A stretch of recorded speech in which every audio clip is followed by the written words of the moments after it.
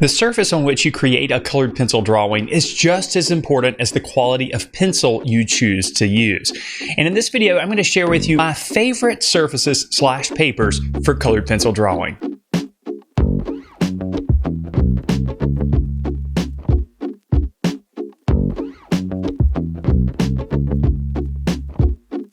Hello there everyone, Matt here with thevirtualinstructor.com, and in this video I'm going to share with you my favorite surfaces for creating drawings with colored pencils. Now I've had quite a bit of experience drawing with colored pencils, and I love colored pencils. Colored pencils are one of my favorite drawing mediums to work with, and I've found some pretty exciting surfaces over the years, and they all have their advantages and disadvantages, obviously.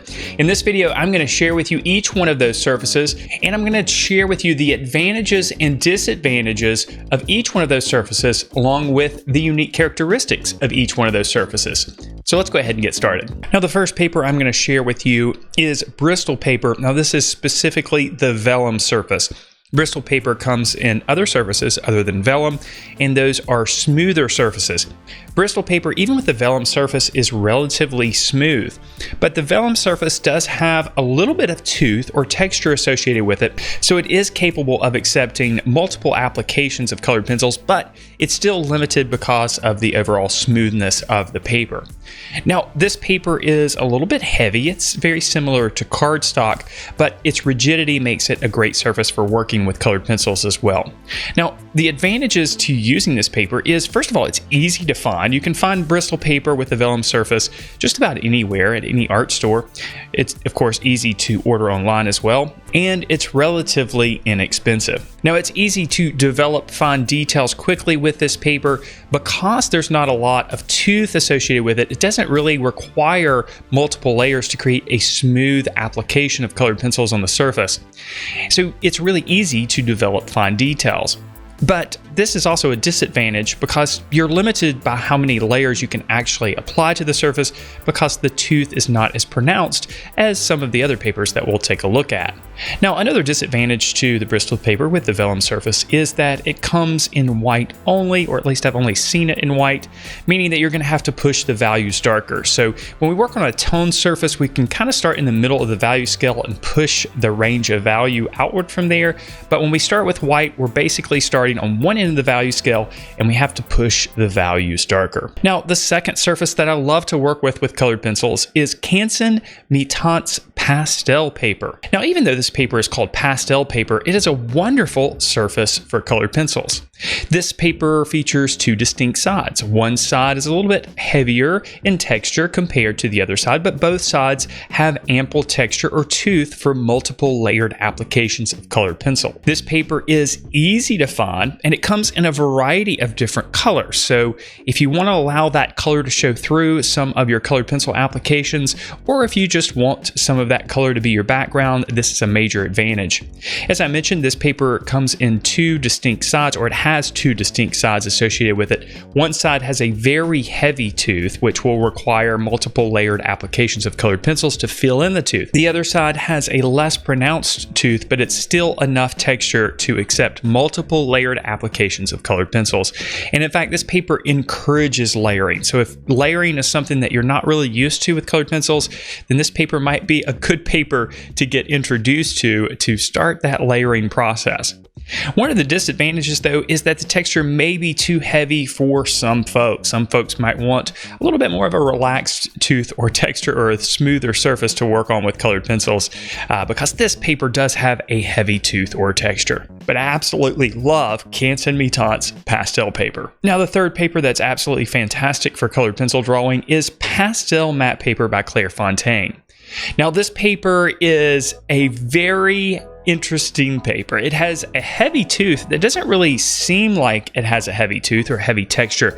It's almost like fine grit sandpaper, and this paper definitely encourages layering. It is a great surface for use with other media like soft pastels, specifically soft pastels. Again, this paper is called pastel matte paper But even though it's called pastel matte paper, it's still great for colored pencils. But if you want to use soft pastels in conjunction with the colored pencils, then this is a great surface for that. This paper comes in a variety of colors, so you have that middle value to start with, of course, and that's going to encourage a full range of value in your drawings. This paper is heavy and it is a high quality paper, but because of that, it's going to be expensive. In fact, compared to the other papers, this is probably the most expensive paper on the list, and it is hard to get in some locations.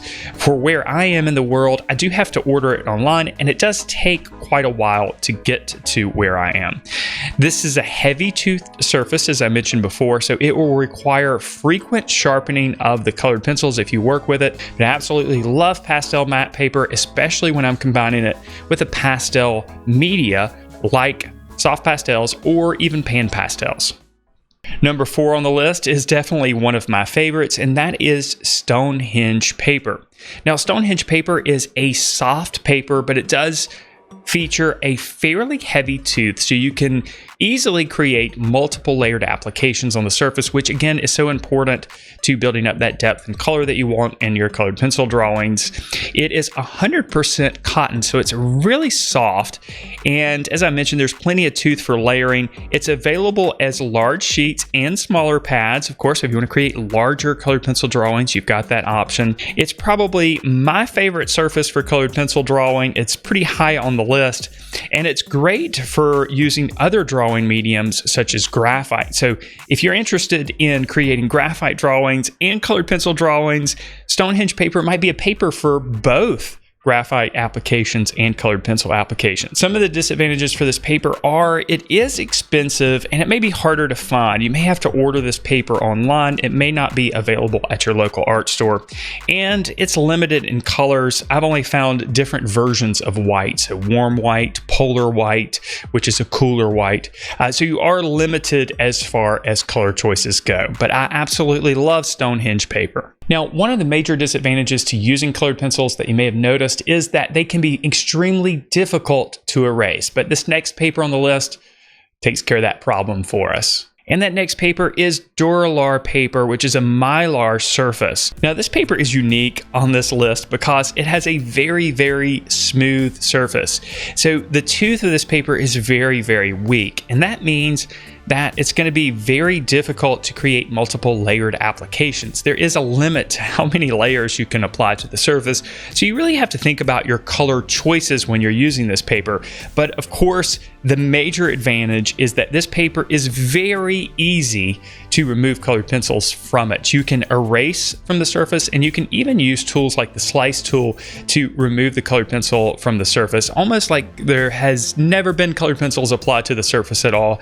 It's really fantastic for that. So it is unique among the other papers because all of the other papers, none of them have that characteristic of that easy erasability and removability from the surface. This paper is also semi-translucent, meaning that tracing and transferring images is pretty easy. Now, one of the disadvantages of this paper, of course, is the smooth tooth or texture. It can only handle a few layers on the surface, but that disadvantage may be outweighed by the advantage of erasing, which is a completely unique aspect of this paper. All right, number 7 on this list is somewhat of a bonus paper because you do have to use it with another medium to get the most out of it. And the paper I'm referring to is marker paper. So again, this is a paper that doesn't have anything with colored pencils in the name, but it's actually a pretty good surface for colored pencils if, and that's a big if, you are using it alongside alcohol-based markers. So this paper is great for using with alcohol-based markers. You can apply the alcohol-based markers as a base, which will cover large areas of the surface quickly, which of course saves time because colored pencil drawing is a time-intensive activity. But when we combine it with markers, we save quite a bit of time. The disadvantage, of course, is that this paper is super smooth, so layers are limited. But when you're using them in conjunction with markers, this isn't really a big deal. So again, marker paper is a surface that you might consider that you might not have considered before, but again, it's dependent on using it with markers in order to get the most out of it with colored pencils. So there you have it. Those are my favorite surfaces for working with colored pencils. If you have a favorite, you can leave it in the comments below. And if you enjoyed this video, why don't you give it a like? And if you're new to the channel, why not click the subscribe button and click on the notification bell so you're notified when new videos like this one are posted. And if you want to take your drawing and painting skills to another level, there is a membership program over at thevirtualinstructor.com, which includes a variety of drawing and painting courses on a variety of subject matter. We have several courses on colored pencil drawing specifically. There's also weekly live lessons, which are all recorded and stored in our vault. So you can go back and watch all of those. We have many live lesson series devoted to colored pencil drawing. The membership program also includes weekly critiques as part of the Members Minute and a year-long curriculum for visual arts teachers. If you want to learn more about our program or start your free trial, I'll leave a link in the description below. You can check it out. And if you want to check out 3 of our course videos and ebooks for free, I'll leave a link in the description below this video for that as well. Thanks again for watching this video. I hope you enjoyed it. I hope you were able to pick up a couple of things here and there. And as always, I wish you all the very best in your artistic success.